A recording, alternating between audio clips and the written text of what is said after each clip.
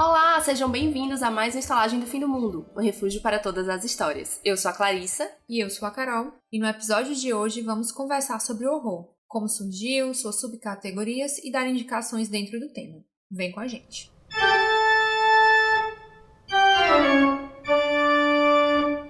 Mas antes de começarmos o episódio, não se esqueçam de nos seguir nas nossas redes sociais. Nós somos Estalagem Pod no Twitter e Estalagem Podcast no Instagram. E se você conhece alguém que também pode gostar do podcast, piramida a gente e indica para os seus amigos. Você encontra a gente nos principais agregadores de podcast e também no YouTube. É só procurar por Estalagem do Fim do Mundo que você encontra a gente. Não esqueça de clicar no botão de seguir tanto no Spotify quanto no YouTube para que você receba as notificações quando saírem episódios novos e também para ajudar a gente a alcançar mais ouvintes. Antes da gente começar a falar sobre o horror propriamente, vamos lembrar do que a gente falou no episódio de ficção científica. Nenhuma das informações que a gente está trazendo aqui é um consenso na comunidade literária. São só informações que a gente achou e que a gente, enfim, compilou aqui, né? Isso, exatamente. Considerou interessante e quis apresentar pra vocês. Mas não se trata absolutamente de verdades absolutas. Então, se vocês discordarem do que a gente vai apresentar, se vocês tiverem outras informações que possam complementar ou até discordar do que a gente tá falando, podem mandar um e-mail pra gente. Nós somos o estalagempodcast@gmail.com.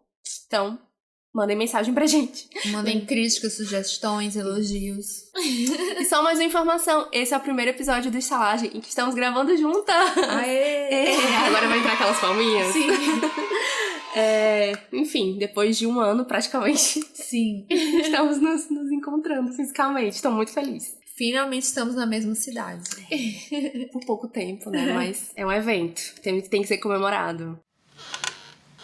Como a gente apresentou no episódio 16 sobre ficção científica, o horror ele é um dos 3 gêneros que compõem a literatura fantástica. Não sei se vocês lembram como a gente falou, que a literatura fantástica ela é um termo guarda-chuva, né? Um termo maior que ai, como se diz? Que engloba, obrigada. Que engloba 3 gêneros dentro dela, né? A ficção científica, a fantasia e o horror. A literatura de horror ela é bem antiga, como a ficção científica também, como a gente apresentou nesse episódio 16, e ela é encontrada em registros e tradições muito, muito antigos, né? Em lendas e contos populares. São como aquelas cenas que a gente vê muito em séries e filmes, né? De contos ditos e ali compartilhados ao redor das fogueiras. Enfim, são histórias como os cautionary tales, que são como contos... A tradução seria tipo contos preventivos. Que tem o objetivo de passar uma mensagem de cuidado, de aprendizado, sem que o ouvinte passasse exatamente por aquela experiência ruim e se precavesse, tá entendendo? Sim. É uma forma de aprendizado sem você passar pela experiência propriamente. Um aprendizado pelo medo. Exatamente, exatamente.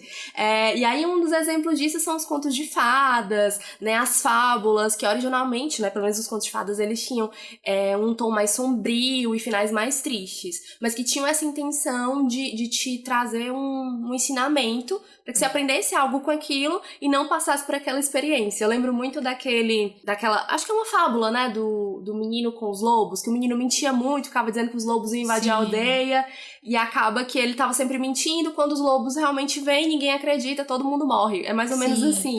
É que nem a Pequena Sereia também, né, que o final original da história é bem mais trash, né, que na verdade ela morre, né, no final. Aí a Disney...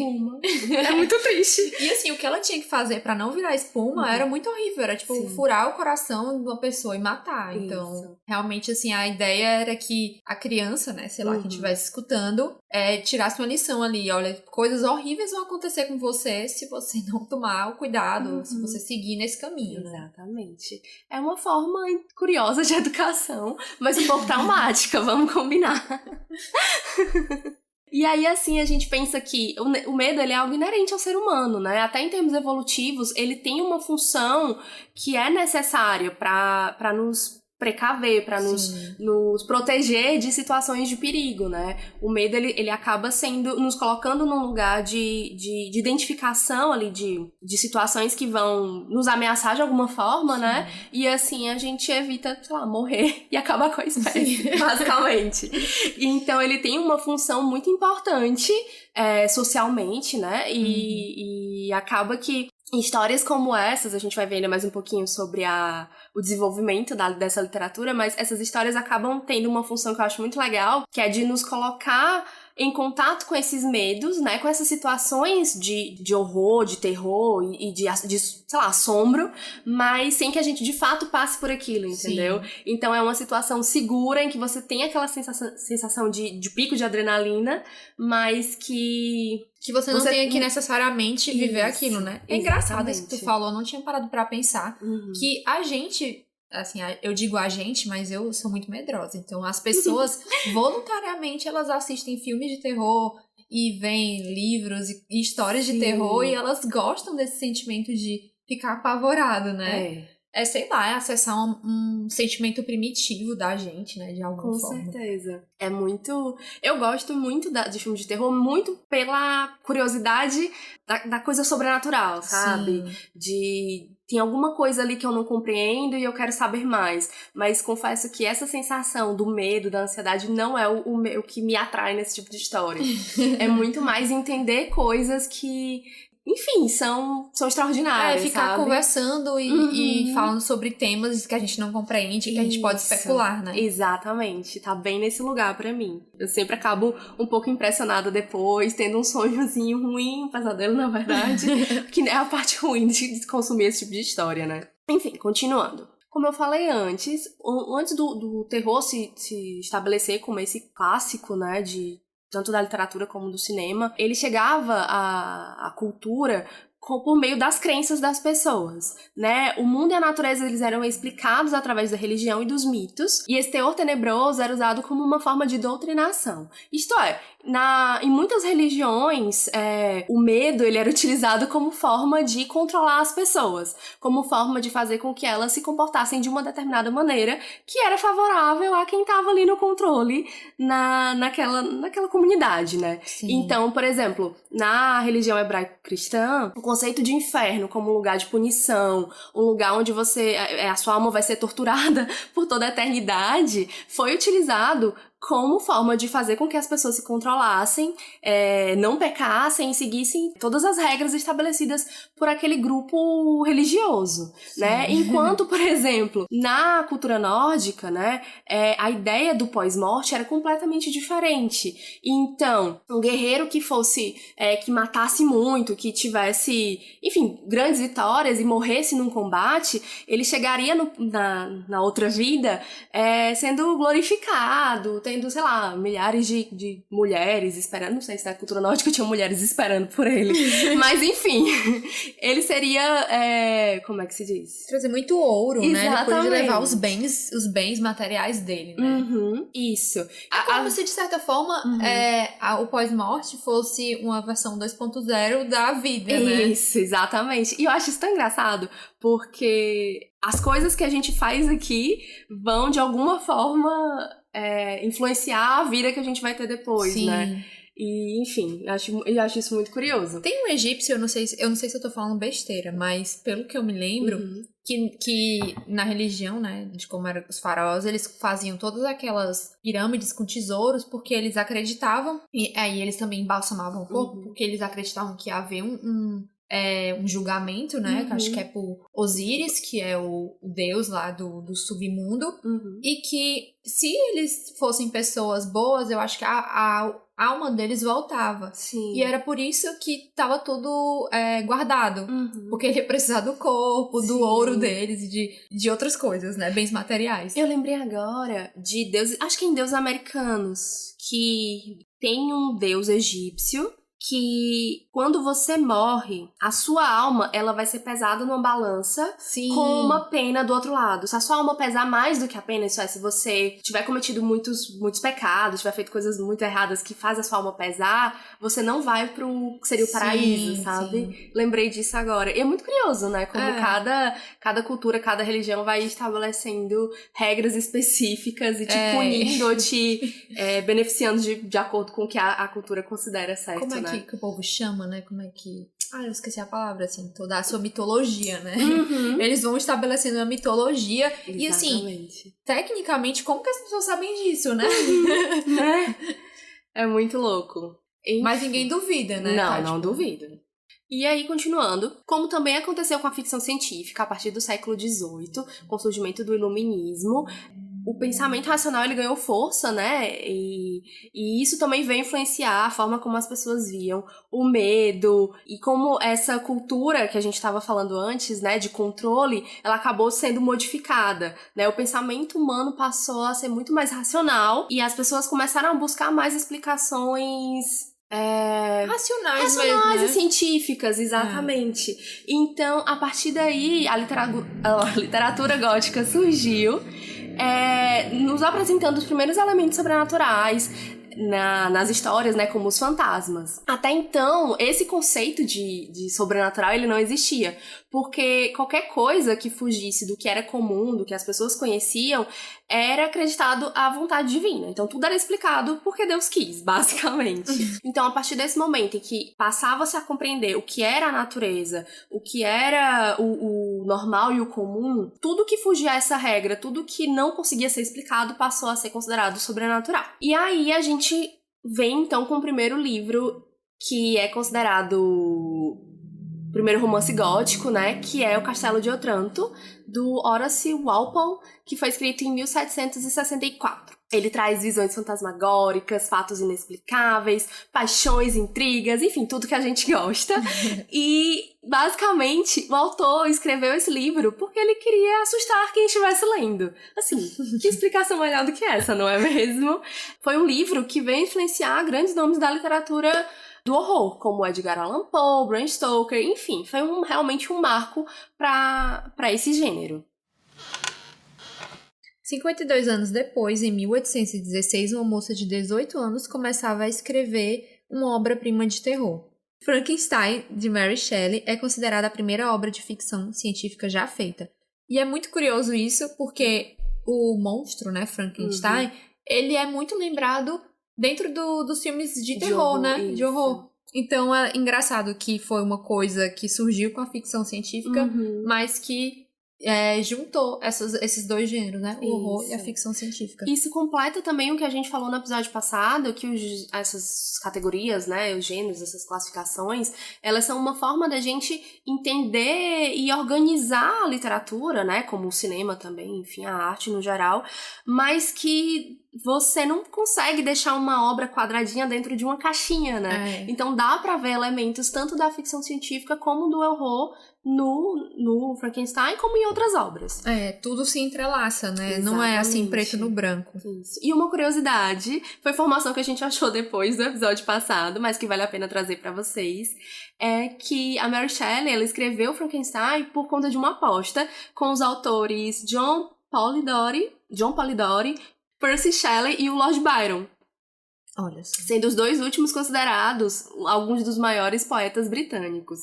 E essa aposta entre eles era de quem conseguiria escrever a melhor história de horror de todos os tempos. E a gente sabe quem ganhou, não é mesmo? É verdade. Tanto que ela é lembrada não só na literatura de ficção científica, como na literatura de horror. Então, Mary Shelley é foda. Duplamente premiada. Sim. Continuando, né? No mesmo ano é lançado também um conto muito importante para a história do terror gótico, O Homem da Areia, de Ernest Theodor Amadeus Hoffmann. Que nomão. Ele foi o responsável por inserir, pela primeira vez, o medo psicológico nas histórias. Já durante 1827 a 1846, Edgar Allan Poe publicou contos aterrorizantes como O Gato Preto, O Barril do Amontilado, Os Dentes de Berenice e o clássico poema O Corvo. e no final do século XIX foram lançadas obras que se juntaram a Frankenstein como clássicos do terror, como O Médico e o Monstro, de 1896, de Robert Louis Stevenson, e Drácula, de 1897, de Bram Stoker, né? Que a gente não precisa nem comentar, né? Com o quanto certeza. que esses livros também são famosos. E eu amo que o nome do Drácula é Drácula. É o nome do livro. Mas o autor foi tão influenciador, né, da literatura, principalmente da literatura de vampiro, que só se fala Drácula de Bram Stoker. Exato. É como se fosse o título do livro, eu acho isso maravilhoso. Quem foi que tava comentando, assim, que, tipo, quando uma pessoa é muito famosona, ela tem aquele nome próprio, tipo, assim, o Prince, né? Sim, que não tem Madonna, sobrenome. E aí o Drácula, exatamente. ele não tem sobrenome. Ai, eu morro de rir da Vanessa Camargo, porque ela era Vanessa Camargo, e depois ela mudou pra apenas Vanessa. Foi. Só que, tipo, todo mundo chama ela de Vanessa Camargo. Amiga, você não conseguiu, desculpa. Apesar de que eu amo as músicas dela. Você não controla isso. Não é você que controla. Ai, adoro como a gente muda totalmente de assunto. Nossa. Eu trago Vanessa Camargo. As nossas referências são maravilhosas. Ai. Era isso que o público do horror estava precisando, Com né? certeza. Era exatamente isso que eles pensavam quando começaram a escutar esse podcast. Querendo saber mais sobre Vanessa Camargo. Você queria um podcast... Não. Calma, como é que é a referência? Você queria um podcast sobre horror. Você recebeu referências da Vanessa Camargo. No início do século XX, as histórias de um escritor americano chamado H.P. Lovecraft, H.P. Lovecraft, né? Mas estamos no Brasil, então é H.P. HP, vai. Essas histórias desse escritor, né, acrescentariam uma nova categoria ao horror, o horror cósmico. Lovecraft era apaixonado pelas histórias de Edgar Allan Poe e inovou ao criar monstros vindos do espaço para assustar os humanos. Dagon, o caso de Charles Dexter Ward, Nas Montanhas da Loucura e o chamado de Cthulhu, né, que o pessoal fala. Ou Clayton. Clayton. Eu amo Clayton. Prefiro Clayton. São algumas das obras mais lembradas do escritor. É engraçado isso, porque realmente eu conheço o Lovecraft, assim, de saber que ele tem essa influência toda no horror, mas eu nunca li nada dele. Mas sei que eu conhecia, né, esse monstro, o Cthulhu dele. Então você vê, assim, quando a influência dele é tão grande que a gente não consegue, a gente não sabe, nunca ouviu falar, mas a gente conhece, né? Sim. Eu ia dizer exatamente isso. Que eu também nunca li nada dele, nunca vi nenhum filme, nem nada relacionado à literatura dele, mas sei do que se trata, sabe? Justamente porque na cultura pop é tão presente que a gente acaba tendo contato, né? É verdade. De qualquer forma. E aí, né, o que veio depois foi uma legião de escritores que tiveram como base o horror cósmico criado por ele. Clive Barker, Jorge Luiz Borges, Stephen King e Neil Gaiman são apenas alguns dos que eternizaram a obra Lovecraftiana. A coisa do Stephen King tem uma influência direta no horror cósmico de Lovecraft e, né, é uma pena que o filme tenha ignorado isso, né? Pois quando eu li o livro, eu fiquei muito confusa, confesso, com essa parte, porque a parte cósmica do It é muito relacionada a outras histórias do King, porque as histórias dele meio que a maioria se passa no mesmo universo, elas têm conexão, é uma coisa assim. Só que no próprio It as coisas não são muito bem explicadas, então eu queria ver no filme como é que eles iam retratar. Sim. E aí não veio, eu fiquei bem decepcionada. Eu queria saber, assim, eu não cheguei a ler se o Stephen King gostava dessa adaptação, porque eu sei que ele não gosta do Iluminado, né? E aqui é um filme, assim, é um filme mais aclamado, sim, um clássico. Kubrick, né? Exato. Pois é, o que eu sei sobre a adaptação do Iluminado é que ele não gosta porque eles mudaram a história, deixou de ser uma história sobre fantasmas, que é do que se trata o livro, de fato, e passou a ser sobre o pai, né, lá da família, que eu não lembro o nome, enlouquecendo, né, aquela situação ali de reclusão, enfim, eles estão isolados, né, e ele acaba... Ele foi para um tema mais psicológico. Exatamente. E aí ele considera que não é uma adaptação boa nesse sentido, porque não honrou a obra dele. Mas vamos combinar que o filme é maravilhoso. Eu amo Iluminado. Tanto que tem uma outra adaptação, se eu não me engano, que é um filme feito pra TV, ou era uma série pra TV, não lembro. Eu lembro que eu assisti há muito tempo. Que ele é super fiel ao livro, mas eu já não gostei tanto. Porque ele é mais genérico, sabe? Tá vendo? Stephen King. Aceita, amigo. Às vezes, sua história pode ser melhorada, né? Sim, e às vezes, assim, sei lá, né? Acrescenta uma camada, né? Sim. Porque é legal, assim. Sabe quando a gente fala...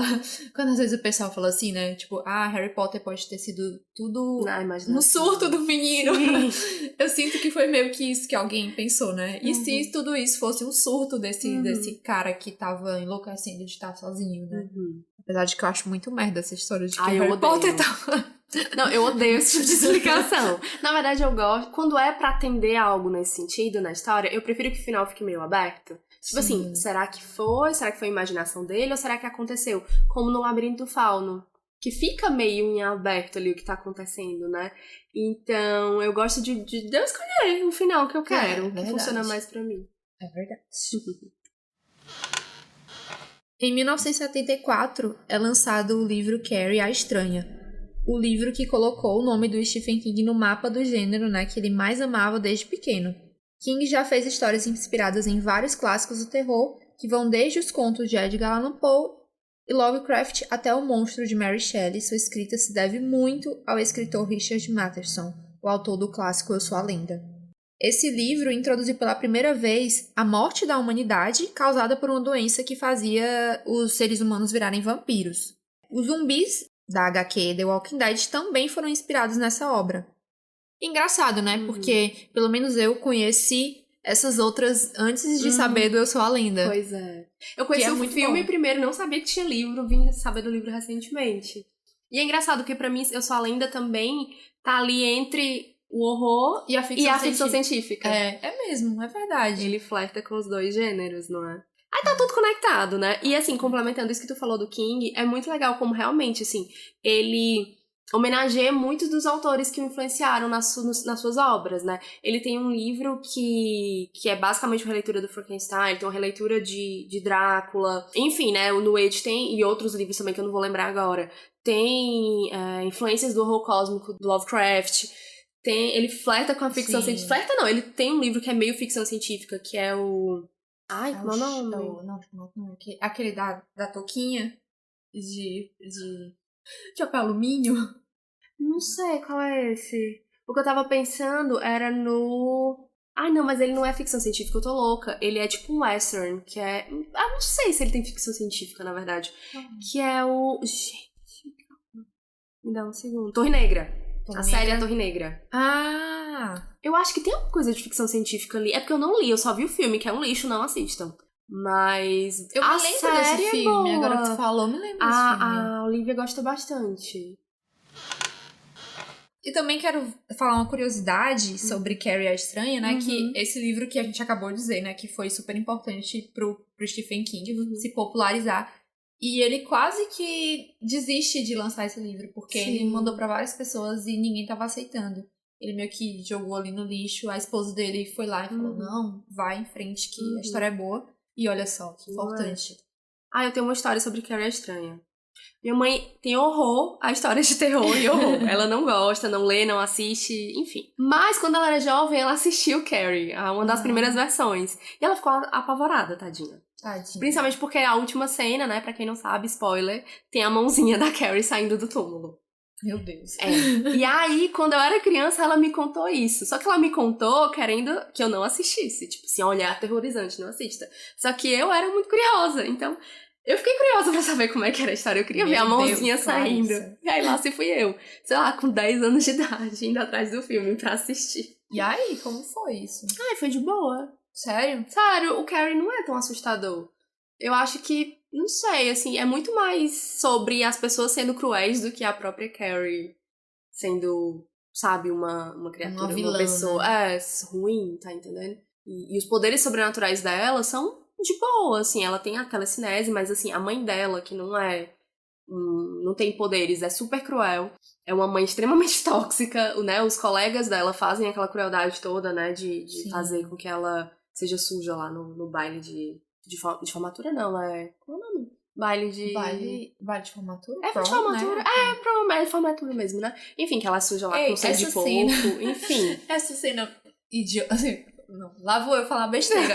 Sabe, me lembra muito chocolate com pimenta. Super! Quando a Ana Francisca é suja, sei lá, de slime, né? Uma gosma mesmo, é um gosto mesmo. Lembra aqueles meus prêmios Nick, que a galera também ficava suja com um negócio verde? Sempre me lembrou muito disso, sabe? Mas eu acho que foi uma referência mesmo, porque a ideia era bem parecida, né? Que a Ana... eu lembro de chocolate, eu assisti várias vezes. A Ana Francisca, ela era tipo a menina feia, e aí a vilãzinha meio que arma pro carinha bonitinho chamar ela bailinho, e pra humilhá-la na festa.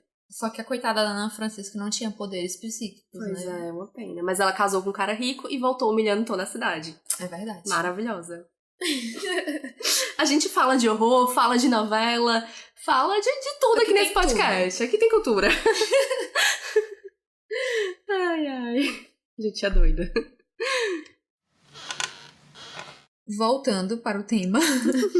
No Brasil, até pouco tempo, a gente não tinha uma tradição tão forte assim na literatura de horror.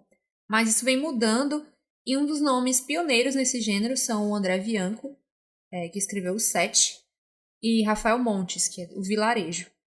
Cada um já vendeu 50 mil exemplares de suas obras.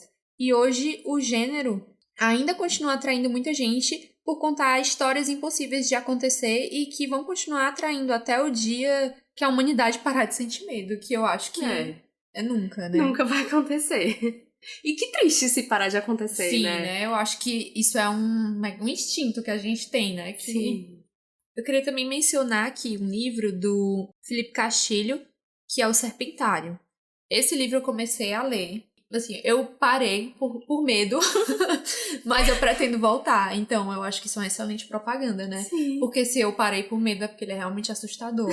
Então, leiam. Pros fãs do gênero, né? Tá aí uma boa indicação. Quem não é medroso deve gostar, porque também ele tem uma coisa meio misteriosa, sabe? De ter essa narrativa que vai circulando o tema até você descobrindo mais e mais e mais sobre o que tá acontecendo de fato ali. É bem interessante e é um livro nacional, se passa aqui no Brasil, então acho que é legal a gente reconhecer algumas dessas paisagens, algumas dessas... Sei lá, eu acho que é diferente. Quando a gente lê um livro que se passa no Brasil, parece que a gente tem mais nítido na cabeça o lugar, as coisas, né? Com certeza. Com certeza. A gente tem que valorizar a literatura nacional, né? Já passou da hora. A gente tem que fazer esse esforço, né? Porque o próprio mercado editorial já traz pra gente muita coisa de fora. Então, se a gente não for atrás e procurar os talentos daqui, né? Eu acho que é bem mais difícil pra eles vencerem essa barreira. Que já tem aí uma indústria tão consolidada, jogando nomes internacionais aí o tempo todo. E que internacionais ainda muito relacionados, né? Porque, querendo ou não, ainda é muita a livros ingleses, né? De língua inglesa. Então, a gente já tem tanto pouco contato com outras culturas, então vamos pelo menos valorizar a nossa e procurar ler outras coisas, né? Fora desse eixo Europa, Estados Unidos. E continuando, antes da gente entrar nos subgêneros, eu vou só explicar pra vocês a diferença que, particularmente, eu não conhecia. É tanto que eu acho que no episódio passado eu fiquei falando o tempo todo em terror.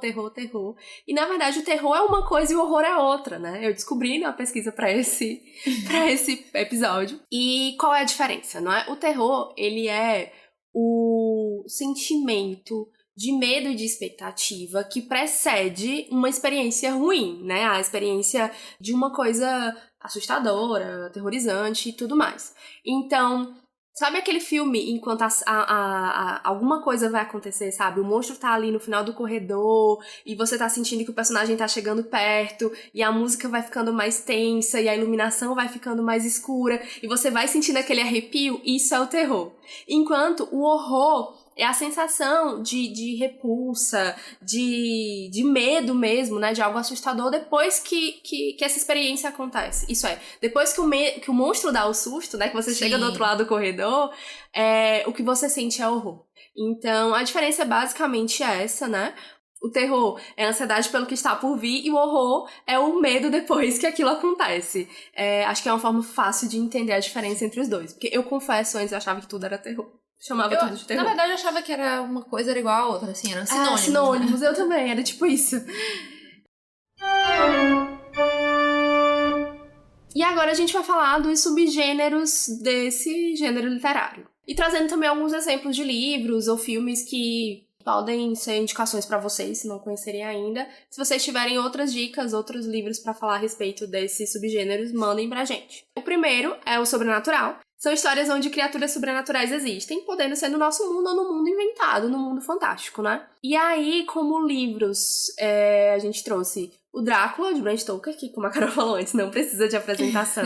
E o Entrevista com o Vampiro, da Anne Rice, que também é um clássico, né? A maioria das pessoas conhecem o filme, que é maravilhoso, mas também tem um livro que é o segundo, se eu não me engano, de uma série, não é? Porque o primeiro, né, é o Vampiro Lestat. O Vampiro Lestat, eu acho que é. Isso, se eu não me engano. Mas Entrevista com o Vampiro é o mais conhecido da série, famoso, então acabou sendo mais interessante trazê-lo. Mas fica a indicação da série. Inclusive, se preparem que o próximo episódio vem coisa boa por aí sobre Anne Rice. É verdade. Fica aqui o spoiler pra vocês ficarem ansiosos e ouvirem. Mas a gente só vão saber o livro quando o episódio sair.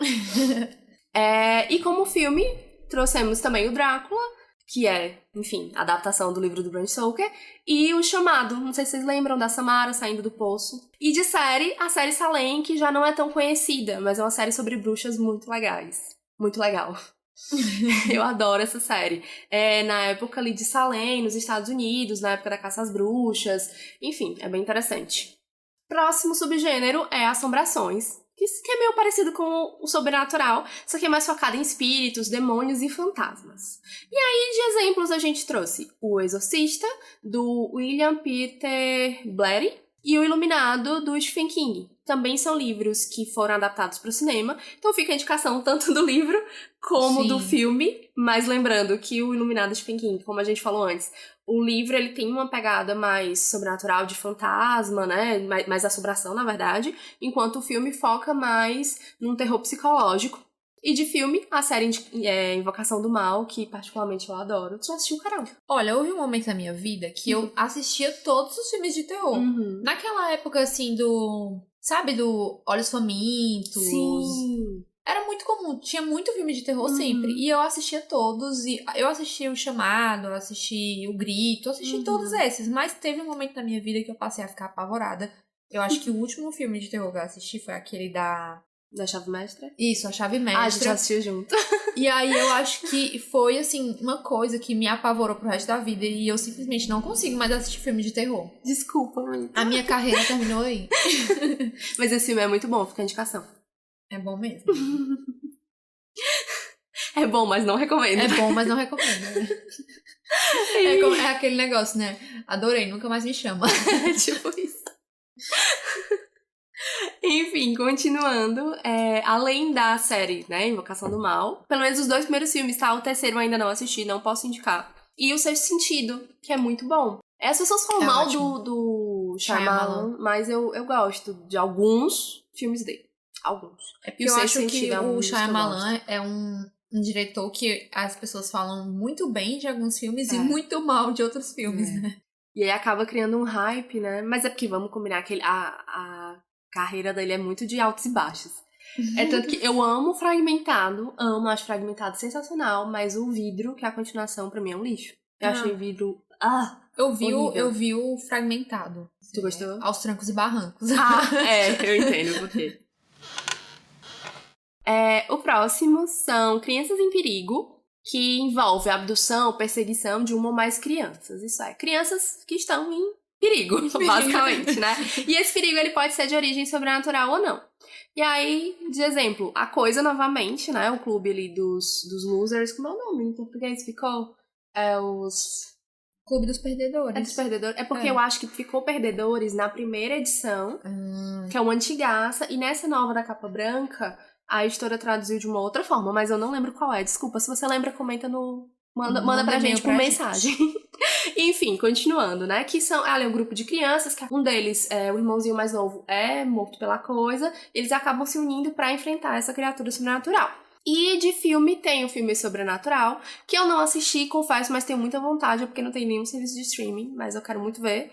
E, de novo, né, o A Coisa, porque tem adaptação aí, acho que todo mundo deve ter visto, porque fez muito sucesso. Sim. E o primeiro é muito bom, o segundo é que eu achei meio sem graça. Mas, enfim, vale a pena assistir pra conhecer a história. O próximo subgênero são crianças demoníacas. Agora são as crianças que te colocam em perigo.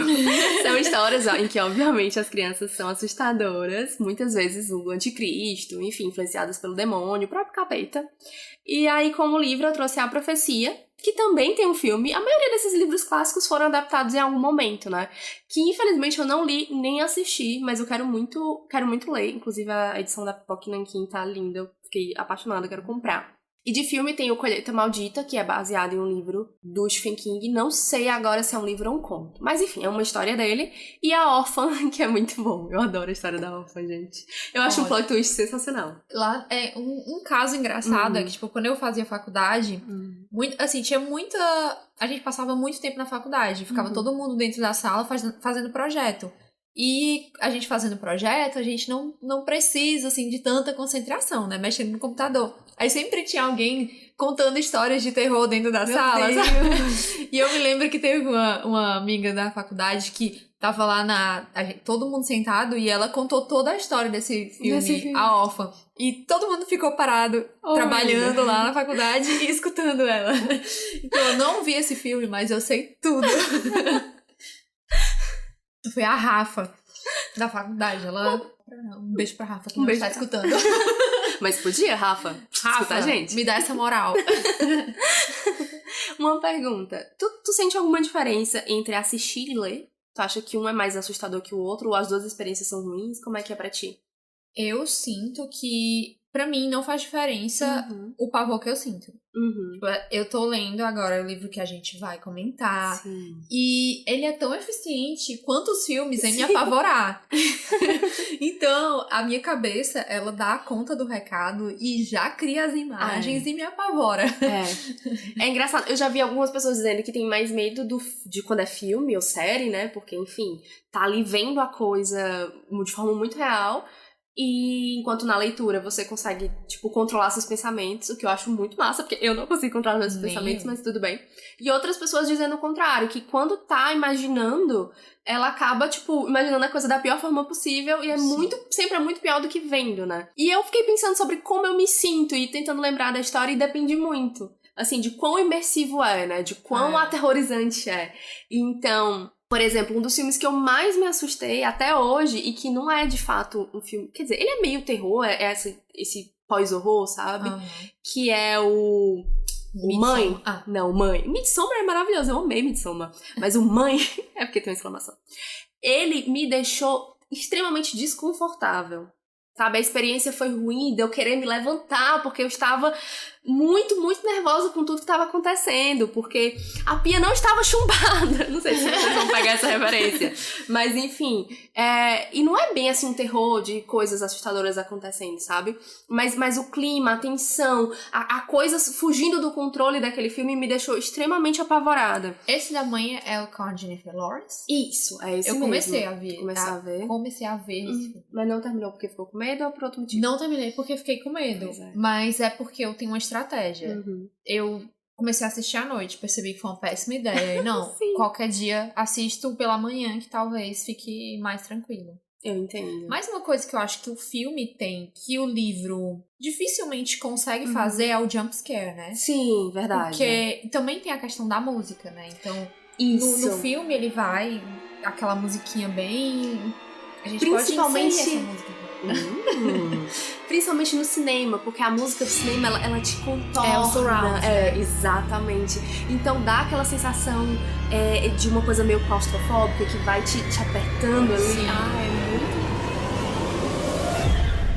Mas eu acho assim que, pra mim, o que vem depois, né? Tipo, quando eu leio. E aí, geralmente, eu sonho com isso e tenho pesadelos. É tão eficiente quanto, assim. O que fica depois, né? O horror. Sim. Fica... permanece do mesmo jeito nos dois. Entendi. Eu acho que como eu não li muitos livros de horror, eu não tenho tão claro, assim, essa experiência, sabe? Com leitura. Porque o que eu consigo lembrar, assim, de cenas muito, muito fortes que me marcaram são Anita Blake, que eu ainda vou falar mais ali na frente, e o Nona Casa, que foram duas experiências, assim, bem, bem fortes. Mas muito porque tinham coisas meio gore, sabe? Meio sangue e vísceras e tal. Mas não era um horror de fato, sabe? Eu não tive aquela sensação de uma coisa bizarra aconteceu e eu fiquei apavorada com aquilo. Eu acho que é mais terror mesmo, é mais aquela sensação de ter uma coisa que vai acontecer, mas ela acho que não acontece, então fica só aquele clima, sabe? Meio tipo, meio arrepiada, mas não chega no clímax, entendeu? O que não quer dizer que é ruim. Talvez isso seja mais assustador ainda, né? Porque você acaba relaxando. Depois que o monstro aparece, finalmente, e a música atinge o seu ápice, dá um relaxamento, porque pronto, tô vendo esse monstro, sei o que é, já posso. Você sabe que vai ter um momento ali de tranquilidade até ele voltar, né? Se ele voltar. Agora, quando você fica todo o tempo nesse estado de tensão, acho que é muito mais cansativo até. Verdade, é verdade. E desespero. Vamos continuar então, né? Eu parei aqui no Criança Demoníaco, agora a gente vai pro gótico. O gótico é caracterizado por cenários medievais, com castelos, igrejas, cemitérios, florestas, enfim. É tanto que ele influencia muito a arquitetura, né? Não só a literatura. Personagens bem melodramáticos, com donzelas, cavalheiros, vilões e criados. E temas com símbolos bem recorrentes. Segredos do passado, manuscritos escondidos, profecias, maldições, enfim. A gente consegue visualizar bem o que é, né, a literatura gótica, porque ela tá presente de forma muito forte, assim, no nosso dia a dia, como eu falei, na arquitetura, na música, na moda, né, então eu acho que é um estilo literário que saiu das páginas e passou enfim, a estar presente em outros elementos da nossa cultura. De certa forma, talvez seja uma questão até de ser um retrato da época, né? Em que ela foi criada, assim. Com certeza. Do sentimento geral, né? Que existia. Exatamente. E que permanece até hoje, isso que eu acho legal, né? E é por isso que ela tem um campo tão amplo, né? Porque é uma coisa cultural, né? Que foi pra todas as artes, né? Com certeza. E aí, de exemplo, a gente trouxe O Corvo, do Edgar Allan Poe. Eu não lembro se eu li, eu tô em dúvida agora. Eu acho que eu já li alguns, porque é um livro inteiro, não é, O Corvo? Ou é só um poema? Eu não sei. Aquela que faz o roteiro e não sabe o que tá dizendo. Porque eu sei que eu comprei o livro assim, eu tenho a obra completa dele, mas é da Tordesilhas, a tua? Porque não lembro. Eu fiquei muito confusa com o livro do Edgar Allan Poe. Porque muitas, por exemplo, como é que chama aquela que é muito boa? A Antofágica, sim. Ela lançou um livro. Mas é só um conto. E aí eu vi que existem vários contos, aí eu procurei um que tivesse todos, porque eu tava confusa do que era livro, do que era conto, do que era poema. Eu entendo. Pois é, eu tô em dúvida nisso aqui agora. Eu lembro de já ter lido o conto O Corvo. Só que eu não sei se foi tipo um trecho, porque ele pode ser um livro inteiro. Não sei, fiquei confusa. Mas enfim, é muito bom. E também, o que o Corvo fala é Nevermore, né? Esse eu não vi. O Corvo, ele fica repetindo, né, pro protagonista do conto, Nevermore, que é nunca mais. E essa expressão, esse Nevermore, ele aparece em muitas outras produções literárias, no cinema. A próxima subcategoria é a fantasia sombria, que são histórias de terror com componentes comuns da ficção fantasiosa, como criaturas, magia, né? Que elas acabam adicionando uma camada extra aí ao horror, né? Já que trazem criaturas, né? Sobrenaturais. E um exemplo é a série da Anita Blake, da Laura K. Hamilton, que a Clá ama e que eu já li, acho que uns 3 volumes. Sim, é muito legal.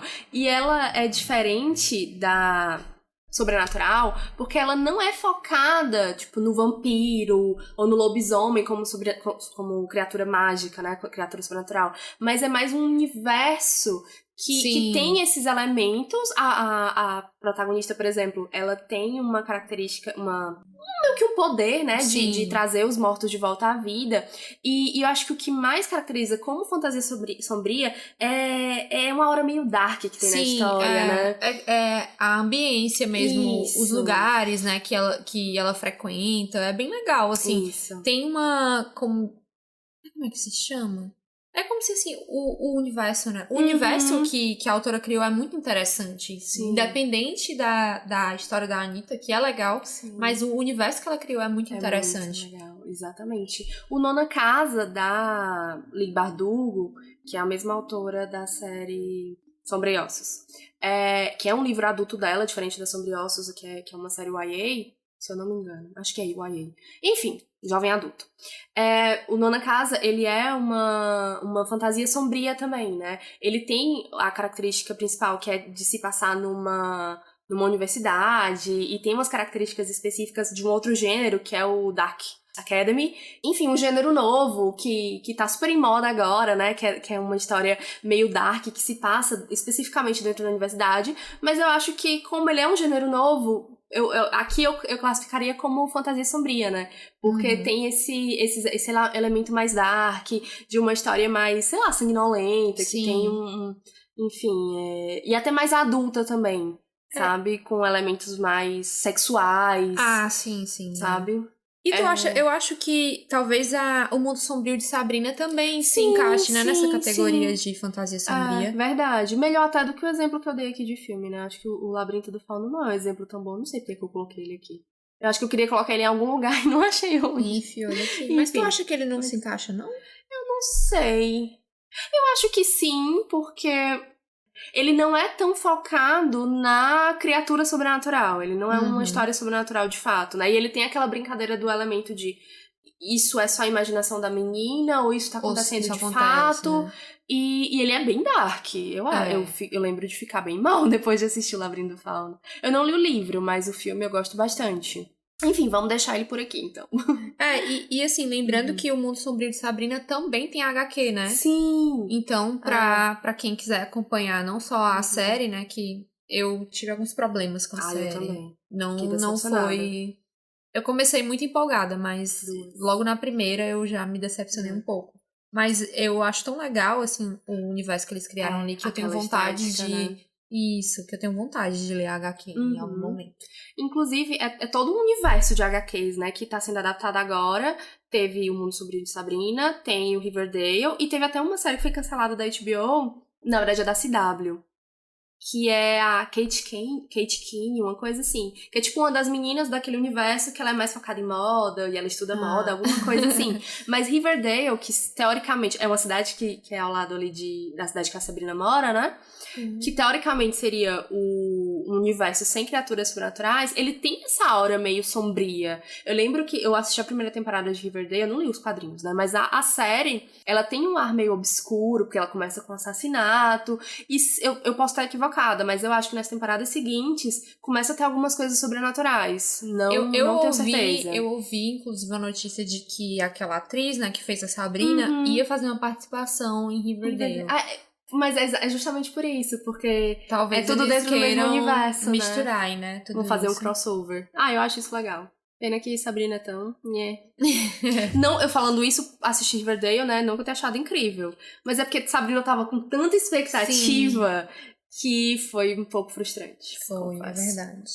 Vamos aqui pro subgênero cósmico. O tema mais proeminente no horror cósmico é a insignificância da humanidade. Eu concordo com ele. Super. O gênero ele compartilha muitas características com o niilismo, embora com a diferença importante que é que o horror cósmico ele tende a enfatizar a insignificância da humanidade e suas obras, em vez de rejeitar, né, a possível existência de um propósito mais elevado. Um exemplo é nos contos de Lovecraft sobre o Cthulhu, que não é a ausência de significado que causa o terror para os protagonistas, mas a descoberta de que eles não podem fazer nada para evitar isso, de que não há nada que eles possam fazer para mudar essa situação. E é nessas histórias do Lovecraft, né, qualquer propósito, qualquer intenção que esses monstros tenham, né, o ser humano, ele não tem acesso a isso e não há nada que ele possa fazer. Então ele é muito pequeno, né, frente a essas criaturas. Isso me lembra muito um livro do Stephen King, que também virou uma série, que é o Sob a Redoma. Que é uma história super interessante, super curiosa, que no final, spoiler, é basicamente ETs, né? Criaturas de outro planeta que colocam aquela redoma ali naquela cidade, basicamente pra ver o que acontece. É como se nós fôssemos formigas, e eles estão fazendo experimentos como aqueles que são bem típicos de história norte-americana, estadunidense, na verdade, né? Que é você pegar uma lupa e matar a formiga. Ele faz essa associação no livro, essa comparação. Como se a gente realmente fosse formigas frente a eles, como né? a gente fosse muito insignificante. E eu acho isso uma coisa tão interessante. Eu não tinha parado pra pensar nisso, que a gente sempre conta essas histórias pensando que tem uma maneira da gente fazer alguma coisa, há algo que a gente possa fazer, ou a gente tem um mínimo controle. Sim. Mas é muito legal ver uma história em que a gente realmente serve pra nada, assim. E senta e espera, porque O fim está aí, né? o fim está indo. Exemplos, né? É o Território Lovecraft, de Matt Ruff. A Balada de Black Tom, do Victor LaValle. E de filme, O Enigma de Outro Mundo e Aniquilação. O Território Lovecraft eu não li, mas ele foi adaptado pela HBO como Lovecraft Country. Exatamente.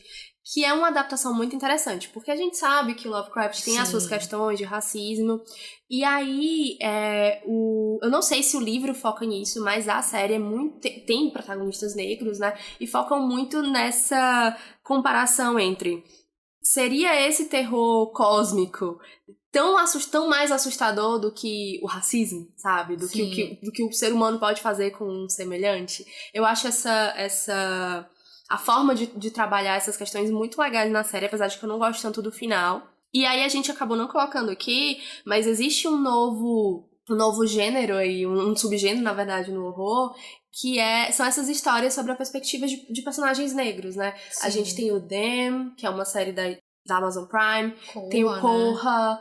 Tem o Nós, enfim, tem várias histórias surgindo aí, contadas por pessoas negras, sobre pessoas negras, né, e sobre os horrores do racismo, e enfim, né, sobre questões que até então eram contadas por outras pessoas e talvez no tom errado, sabe? Sim. E, enfim, acho que vale a pena lembrar dessas histórias que também são muito boas. Eu acho que isso, de certa forma, conversa com esse que tu falou, né, sobre a redoma, que no fim, essa história é sobre uma coisa que as pessoas já fazem umas com as outras, né? Com certeza. De utilizar, sei lá, aldeias como teste, ou mesmo animais. Então, é uma coisa que as pessoas fazem. Então, é um horror de atitudes humanas, né? Sim. O medo do que a gente mesmo pode fazer. É verdade.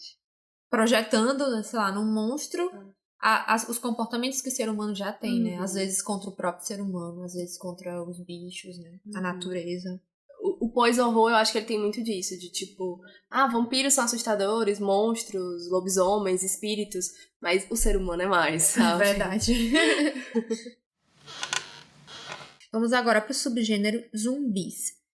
Geralmente são histórias que envolvem algum apocalipse, né?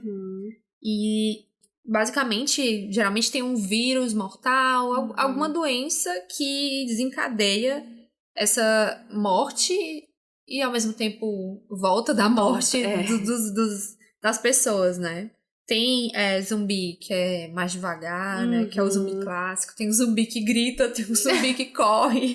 Tem o zumbi que tá ali meio paradão, mas ele escuta um barulho e ele começa a correr, enfim. Eu acho muito legal esse zumbi que ele fica meio que latente, né? Isso. E aí, quando ele percebe que você tá por ali, ele começa... E aí, como exemplos, né? A gente tem The Walking Dead, que é um fenômeno, essa série. Tem quadrinhos também, né? E de filme a gente tem Invasão Zumbi, Hack, Zumbilândia e Invasão Zumbi, aquela do Brad Pitt. Não, aquele é o Guerra Mundial Z. O Invasão Zumbi é o que é coreano, que é maravilhoso. Sim, eu vi. Eu amo esse muito filme, bom. É muito bom. É um dos melhores de zumbi. Que ele tava meio que em inglês, Train to Busan, né? Isso, é porque a tradução ficou nada a ver. Trem para Busan teria sido um título bem legal, né? Super. Mas é porque tem que ter zumbi no nome, senão as pessoas não vão entender. As pessoas não vão entender. Então, né, Guerra Mundial Z também pra filme. E pra jogo, Resident Evil, né? Eu acabei de lembrar de um livro que fez até um certo sucesso ali no começo dos anos 2010, que é o Sangue Quente. Que era naquela época que estavam pegando as criaturas sobrenaturais e meio que transformando no romance. E aí a história era de um zumbi que se apaixonava por uma menina. E ele queria voltar a ser homem, humano, sei lá, enfim. Que era bem tosco, mas fizeram um filme, inclusive, mas eu não assisti. Sim, eu me lembro, com o Nicholas Hoult, né? Esse mesmo. Que ele tava bem famosinho na época. Eu me lembro, eu achava bem tosco, mas eu achava que era tipo comédia. Então... ele é mais pra comédia mesmo.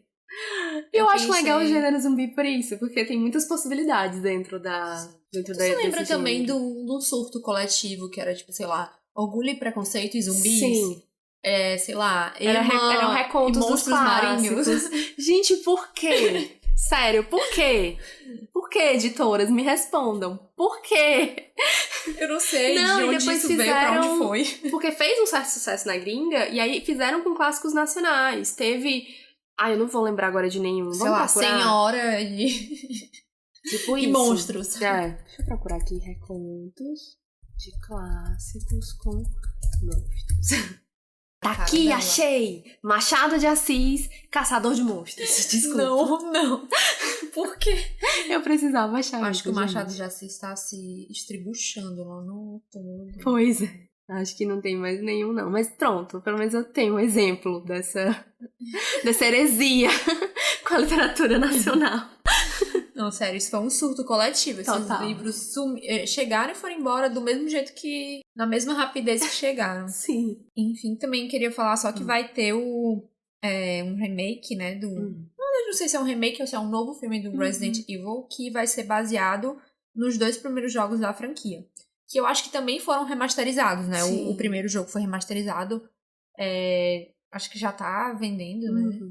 E também bem conhecido, né? Pelos sustos e tal. A gente acabou não falando de jogo nesse episódio, mas eu sei que não é MTV, é o... Meu Deus, não é o nome. Tem um jogo que a galera diz que é assustador demais. Eu me lembro do Slender. Sim. Que esse era um jogo meio indie, né? Mas o pessoal jogava muito e era bem assustador. Eu já joguei alguns de zumbis que eram bem legais, mas não lembro bem o nome. O que eu acho engraçado é que o jogo do Resident Evil, ele é bem assustador. Enquanto que o filme eu achava que puxava mais pra ficção científica. Eu concordo. E eu sempre assisti e nunca me toquei que seria, assim, de horror. Mas agora, sabendo do que eu sei, consigo ver as referências. Sim. Eu gosto dos filmes, apesar de ser trecheira. Pelo menos ali o terceiro eu acho que era bom, depois fica bem complicado. Mas eu gostava muito desses filmes dessa época, que era Resident Evil, e também tinha aquele outro lá do... com a menina, com a vampira. Sim, Anjos da Noite. Isso, Anjos da Noite. É muito bom, gosto muito. Adorava. Vamos agora para psicológico. Quando o medo é gerado a partir da vulnerabilidade da mente humana a alguma situação, alguma sensação, né? Alguma coisa que vai causar um desconforto mental que pode levar, sei lá, a loucura, uma fobia, alguma coisa assim, né? Que desestabilize a pessoa, né? O personagem. Exemplos de livros nesse gênero é Misery, do Stephen King, e O Bebê de Rosemary, do Ira Levin. Eu não li o livro, mas eu vi o filme. E realmente a coitadinha da Rosemary, ela vai sendo consumida, enlouquecendo ali diante das situações que vão acontecendo, né? Eu adoro o Bebê de Rosemary, é muito legal. Um outro exemplo é o Psicose, lembrei agora. Sim. E a série também é muito boa, que é Bates Motel. Eu sim. não terminei de ver, mas eu queria ver muito a Rihanna como Rosemary. Não, como Rosemary não, desculpa. Como... eu não vou lembrar o nome da menina que, enfim, que é a história do filme, né? Quando ela, no final da série, aquela história acontece e é a Rihanna que faz a personagem, mas eu não lembro o nome dela. Rihanna. Você não quer gravar músicas, né? Pois é. Rihanna faz filme, faz lingerie, faz maquiagem. Tá certíssima, ela cansou. E de filme, né, a gente tem Cisne Negro e A Pele que Habita. São maravilhosos. Gosto demais desses dois. São 2 filmes que eu considero o gênero de ficar descaralhada da cabeça. Nossa, eu adoro. Assim, o filme termina e eu fico assim, sabe, processando e o cérebro demora a voltar pro funcionamento normal, porque, nossa, mexem muito comigo. Gosto demais. Mas tem que estar no clima certo. Não é o tipo de filme que você vai ver assim, tipo, vou fazer aqui uma pipoca e assistir no sábado à tarde. Vamos aqui com a família toda, né? Não dá. E por último, Psicopatas e Serial Killers, que são histórias que a ameaça é um psicopata ou um serial killer. Mais simples que isso não dá pra explicar, não é mesmo? Difícil não entender. E exemplos são a Psicose, do Robert Bloch, Dias Perfeitos, do Rafael Montes, O Silêncio dos Inocentes, do Thomas Harris. E filmes é Seven, Os 7 Pecados Capitais, Pânico e A Casa que Jack Construiu. Gosto muito muito do bom. Pânico, que, né, trecheira. Agora, A Casa que Jack Construiu é um filme de um autor de um diretor, na verdade, bem controverso, que é o Lars von Trier. Pronto. O diretor do A Casa que Jack Construiu é o Lars von Trier, que a gente sabe que tem um monte de polêmica envolvendo ele. Mas enfim, acabei assistindo o filme. E o filme é muito interessante, muito bom. Tirando o final. Sabe aquele filme que ele tá perfeito, mas quando ele termina, assim, tem uma única cena que caga tudo, que é... nossa. Desligue alguns minutinhos antes. É isso. A gente trouxe aqui, um dos únicos exemplos que a gente acabou trazendo de livro nacional foi o Dias Perfeitos, do Rafael Montes, né? Que eu confesso que eu não li nada dele. Eu li apenas do outro autor que a gente citou, que foi o André Bianco. André Bianco. Dos autores nacionais que a gente citou, eu li apenas o André Bianco. Não li Rafael Montes, mas tenho muita vontade. E esse Dias Perfeitos dizem que é muito... Na verdade, todos os livros dele dizem que são muito legais. Eu tenho vontade de ler, estão na minha lista. E tem um conto de autores nacionais, um livro de contos, que, na verdade, ele tá disponível apenas em e-book na Amazon ou no Kindle Unlimited, que é o 4 Minutos pra Meia-Noite, que é muito legal. Tem conto da Bárbara Moraes, que, enfim, eu adoro as histórias dela, eu li o blog dela, um pouco épico, sou super fangirl dela. E, enfim, de outros autores que agora, infelizmente, eu não vou lembrar os nomes, mas que também são muito bons. Eu gostei muito, é uma coletânea curtinha, você lê ali em coisa de 1h30, mais ou menos. E é bem divertido. E tem aquela carinha de um horror acessível, sabe? Não acessível, mas de um horror conhecido, tá entendendo? Por exemplo, o conto da Bárbara é uma família, né? São irmãos e primos que vão passar os fins de semana na casa de um avô que é meio esquisito. Tem alguma coisa errada nele, assim, meio que como se ele morasse, tipo, num sítio. E tem muito cara de infância, sabe? De quando ia pra casa do sítio de um tio. Enfim, tem toda aquela São coisas vibe que você consegue imaginar, né? Isso, porque tá mais próximo da gente. Né? Exatamente. Então, é legal você ver um tipo de horror que não tem aquela estética gringa, sabe? Como, por exemplo, aquela série que a Globo fez, uma série de bruxas da Globoplay. Tem uma série que eles lançaram ano passado, que até é de uma autora nacional, só que essa série, eu vou já procurar o nome, ela se passa numa comunidade, acho que húngara, lá no sul, tá entendendo? E ela tem uma aura toda meio europeia. Aí eu vi aquilo e eu entendo que se passa no Brasil. E eu imagino que aquilo ali é a realidade de algumas pessoas. Mas não tem nada a ver com a minha. Então, quando eu fui ver, parecia que eu tava vendo uma série gringa. Uma série gringa, né? Outra série legal é aquela da Netflix, né? Que eu acho que é Cidades Invisíveis, né? Sim, que tem criaturas folclóricas, isso, não é? Isso, do folclore nacional, que também é bem legal. E o que eu acho interessante é isso de estar localizada, que apesar de ser o Rio de Janeiro, eu acho que já tem um calorzinho mais brasileiro. Super. E também são os personagens do nosso folclore, né? Então é legal ver o Saci, né? De uma forma... Sim, e que não é aquela coisa bem sentido pica-pau amarelo, né? Que é... Enfim, a única adaptação que eu acho que a gente já teve desses seres, né? E que também é problemático, vamos combinar, por conta, né, do autor. E assim, de alguma forma eu achei interessante porque isso, eu me lembro que na época que saiu Cidades Invisíveis fez muito sucesso. Sim. E o pessoal na gringa tava tipo meio que, gente, o que é Saci? O que são esses seres, né? E super interessados. Então eu acho legal que não só conseguiu atingir aqui no Brasil, como também espalhou pro lá mundo fora, todo, né? A série da Globoplay que eu falei é Desalma, que é baseada em um livro. O livro é O Enterre Seus Mortos, da Ana Paula Maia, que inclusive também está na minha lista de leitura, que só cresce, como vocês podem ver nesse podcast. A lista de leituras que mais cresce no Brasil.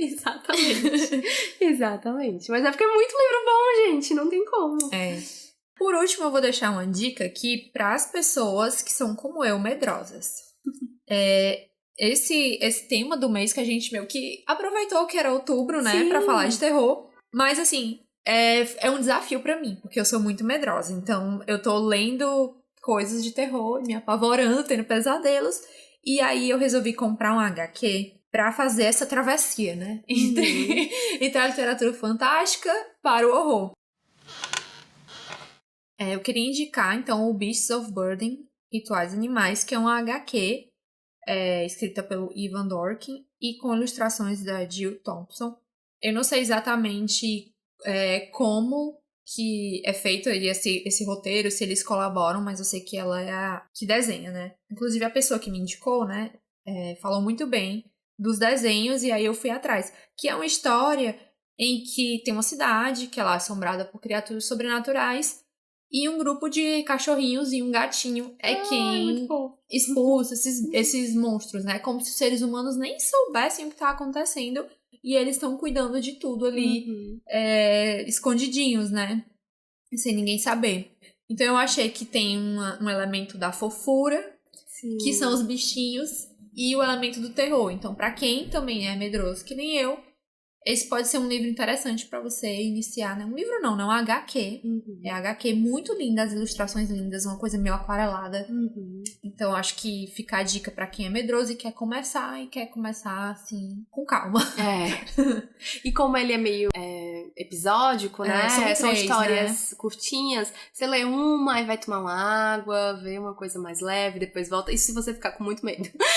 Mas ela não é nem um pouco assustadora. E ela é muito são fofinha. 3 volumes e tem uns aqui, tem umas histórias que, assim, ela mostra a carinha, assim, dos cachorrinhos, dos gatinhos, do gatinho, assim, com um olhão, sabe, fidão. É muito fofo. É fofo demais.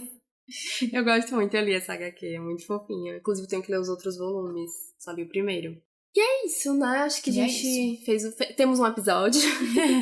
A gente acabou não falando que ele era um especial de Halloween, né? Porque, enfim, mês das bruxas. Mas a gente conseguiu trazer essa informação aqui no final, pra quem não fez a ligação das datas. E é isso.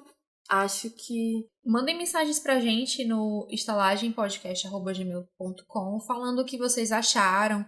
E se vocês gostam desse tema, porque a gente pensa em tornar isso meio que uma tradição, né? Sempre em outubro a gente pode trazer temas ligados ao horror. Quem sabe da próxima vez a gente não fala mais sobre as criaturas, né? Tipo, as bruxas da cultura pop, outros monstros. Esses temas, né? Se vocês gostam, contem pra gente. Falem, sei lá, curiosidades que vocês tenham aí pra acrescentar no tema. Histórias que vocês gostam. A gente pode fazer, sei lá, um especial de livros de horror pra crianças, entendeu? Enfim, grandes clássicos. Enfim, tem muita pauta e muito tema pra gente explorar. Lembrando das nossas redes sociais, que são Estalagem Pod no Twitter e Estalagem Podcast no Instagram. Mandem mensagem pra gente, nos sigam, deem like, compartilhem com seus amigos. E a gente se vê daqui a 15 dias com o livro da Anne Rice, que vocês vão descobrir ainda qual é. E é isso, nos vemos até lá. Tchau! Tchau e até a próxima!